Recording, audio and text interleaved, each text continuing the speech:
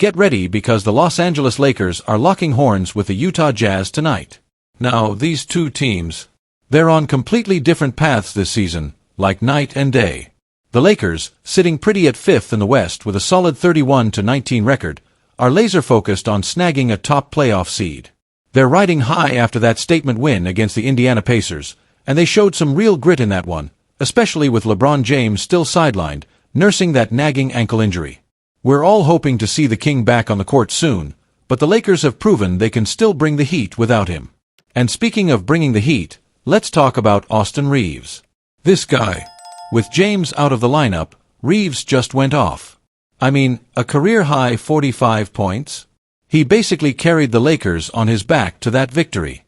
He was hitting shots from everywhere, driving to the basket, and just making plays happen.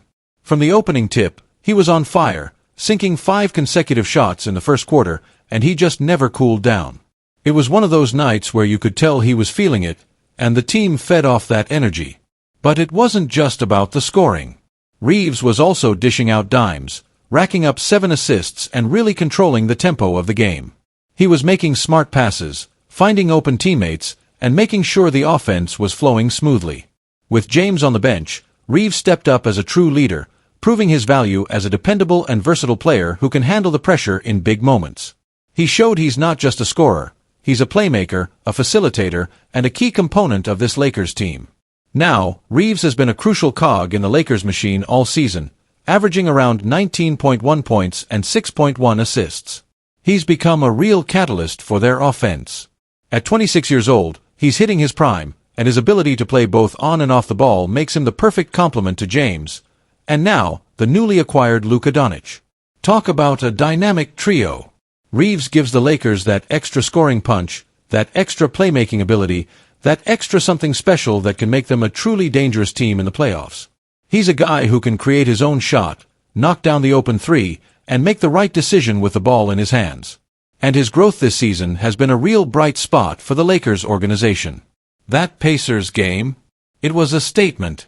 It showed just how much he's matured into a player the Lakers can rely on, not just for the present, but for the future as well. He's proving that he belongs among the league's elite, and he's earning the respect of his teammates, his coaches, and the fans. Now, there is a minor concern about an elbow contusion he picked up, but all indications are that he's expected to be ready to go for the game against the Jazz.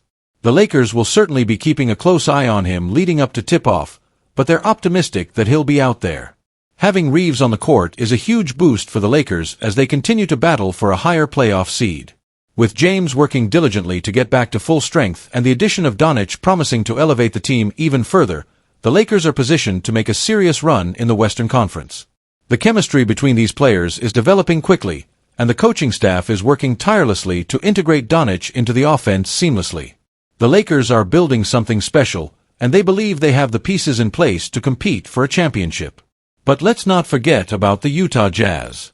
On the other side of the court, you've got a team that's struggling to find its footing this season.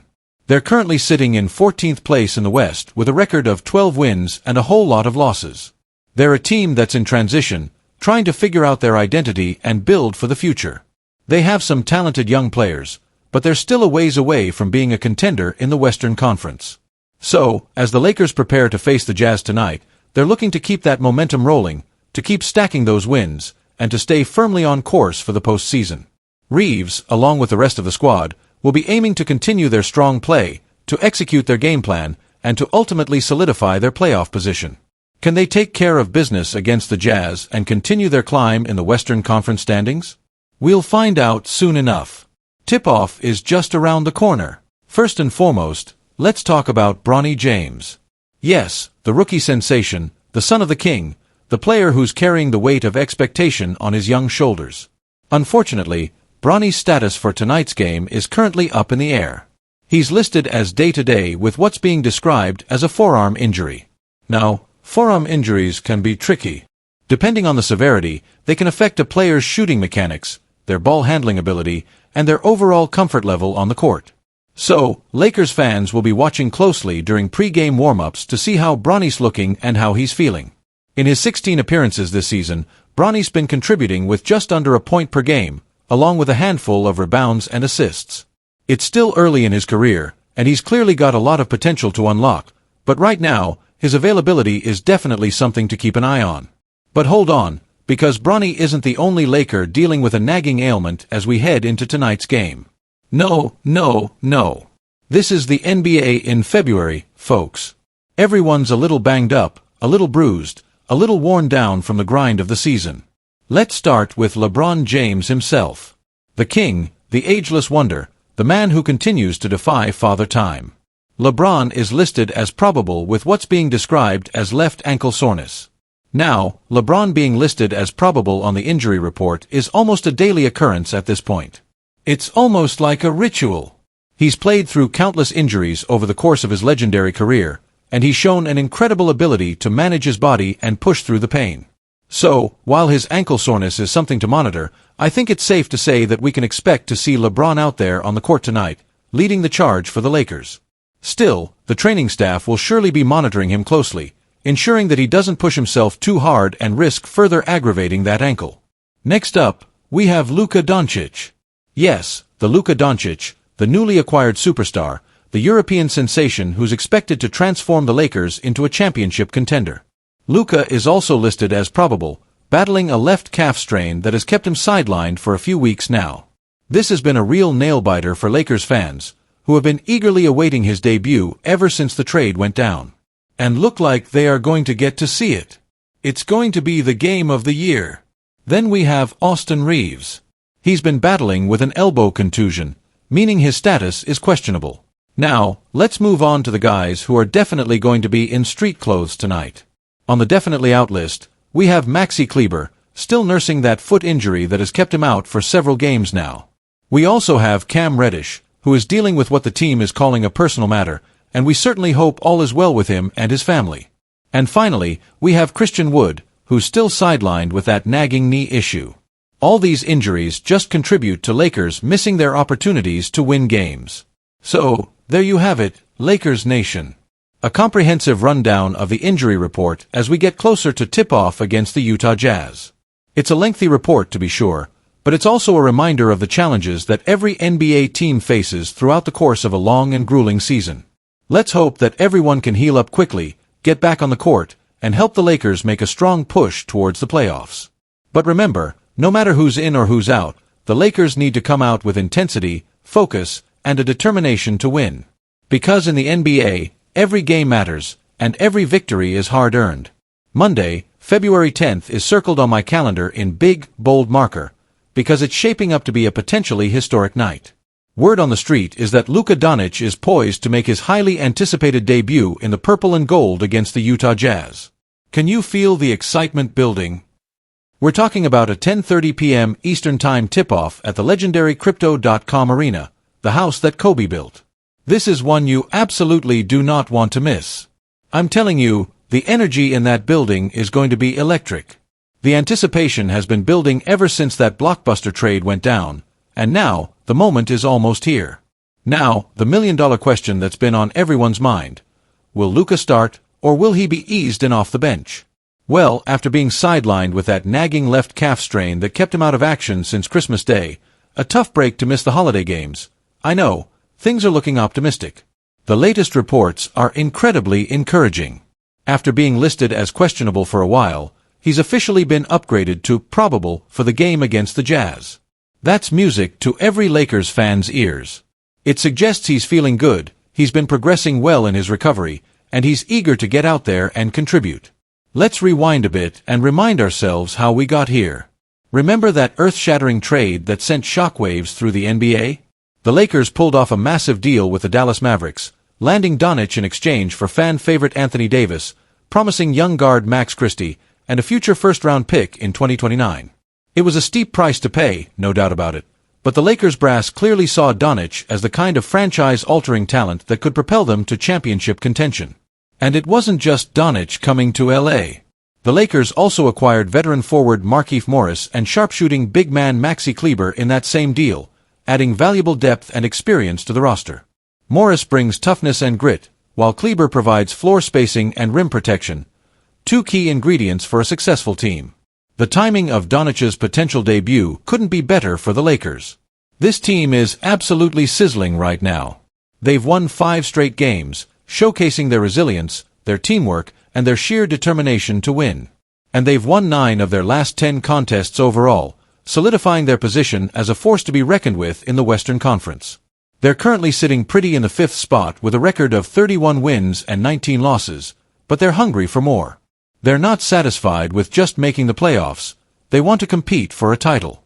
And that's where Luka Doncic comes in. Adding a player of his caliber, a multi-time All-Star, a former scoring champion, a proven playoff performer, to an already talented roster? That could be the catalyst that transforms them from a good team into a truly great one. He's a walking triple-double threat, a master of the pick-and-roll, and a clutch performer who thrives in pressure situations. Imagine Doncic running the offense alongside LeBron James and Austin Reaves. That's a nightmare scenario for opposing defenses. The Lakers will have a plethora of playmakers, multiple scoring threats, and an incredible amount of offensive versatility. They'll be able to attack from all angles, create mismatches, and keep defenses guessing all night long. So, get your popcorn ready, Lakers fans. Set your alarms, clear your schedules, and prepare to witness the beginning of a new era in Lakers basketball. The debut of Luka Doncic is almost here, and it promises to be a night to remember. Let's gather round the digital water cooler and dissect this trade deadline aftermath. We knew coming in that the Lakers were dead serious about bolstering their frontcourt, right? I mean, it wasn't exactly a state secret. Even Rob Pelinka himself, the Lakers' VP of basketball operations, practically spelled it out for us during Luka Doncic's Welcome to Hollywood press conference. He said they were looking for a center, plain and simple. And, of course, they initially thought they'd found their guy in Mark Williams. We all know how that saga played out, or, more accurately, didn't play out. Deals off, back to square one. A major swing and a miss. But now, as the trade deadline dust begins to settle, we're starting to get some intriguing glimpses behind the curtain, some whispers about the other options that were bubbling on the Lakers' radar. And let me tell you, some of these names might surprise you. According to the always reliable Dave McMenamin of ESPN, Jericho Sims was one of those potential targets. Yes, Jericho Sims. Now, I know what you're thinking. Jericho Sims? He's not exactly a household name, is he? But bear with me. Apparently, the Lakers were seriously kicking the tires on acquiring that bruising high-energy, 6'10" center from the New York Knicks. The thinking was that Sims could provide some much-needed size, athleticism, and rim protection to the Lakers' frontcourt rotation. But here's where the plot thickens. Just as the Lakers' interest was heating up, Sims ended up getting rerouted to the Milwaukee Bucks as part of a somewhat convoluted trade that also involved DeLon Wright. And, get this, former Lakers Kyle Kuzma and Chris Middleton. Talk about a tangled web of connections. It's almost like a Lakers family reunion, except Sims wasn't invited to the party in Los Angeles. The buzz is that the Lakers were seeing Sims as someone who fit that stuff around the margins category, as Pelinka so eloquently put it. He meant a solid, dependable player who wouldn't break the bank and could contribute in specific areas, without demanding a huge role or a massive salary. Pelinka had even alluded to the fact that the market for available big men was incredibly thin this year. So, the Lakers were essentially looking to find value wherever they could get it, searching for a diamond in the rough. And Sims, with his raw potential and intriguing physical attributes, apparently caught their eye. Before he landed in Milwaukee, Sims was averaging just around 10 minutes per game for the Knicks. He wasn't exactly lighting up the stat sheet, but he was known for his rebounding, his shot blocking, and his overall hustle. The Lakers, I suspect, were probably banking on his untapped potential, hoping that a change of scenery and a more defined role could unlock his game and turn him into a valuable contributor. Let's also be honest, acquiring Sims wouldn't have required the Lakers to mortgage their future or give up any major assets. He would have been a relatively low-cost, low-risk acquisition, which is always appealing to teams looking to improve on the margins. It's also worth noting that, at the time, Jackson Hayes was pretty much the only healthy, established big man on the Lakers roster. So, even a player like Sims, with his limited experience, would have been a welcome addition to the rotation, simply to provide some much-needed depth and insurance in the frontcourt. But, as fate would have it, Sims ended up wearing a Bucks jersey, and the Lakers' initial gamble on Mark Williams ended up going belly up. So, where does that leave us now? Are the Lakers destined to roll into the playoffs with a thin and vulnerable frontcourt? Not necessarily. The Lakers still have one avenue left to explore, the NBA buyout market. This is where teams can potentially scoop up veteran players who have been waived by other teams. It's a bit of a crapshoot, but it's also a place where shrewd GMs can find hidden gems and valuable role players. The Lakers, of course, have some tough decisions to make in the coming weeks. If they want to add a player from the buyout market, they'll likely have to create a roster spot by waiving someone who's currently on the team. Names like Christian Wood and Cam Reddish have been floated as potential candidates for release, although neither decision would be taken lightly. And here's the kicker: time is of the essence. March 1st is the absolutely crucial date to circle on your calendars. That's the waiver deadline for playoff eligibility.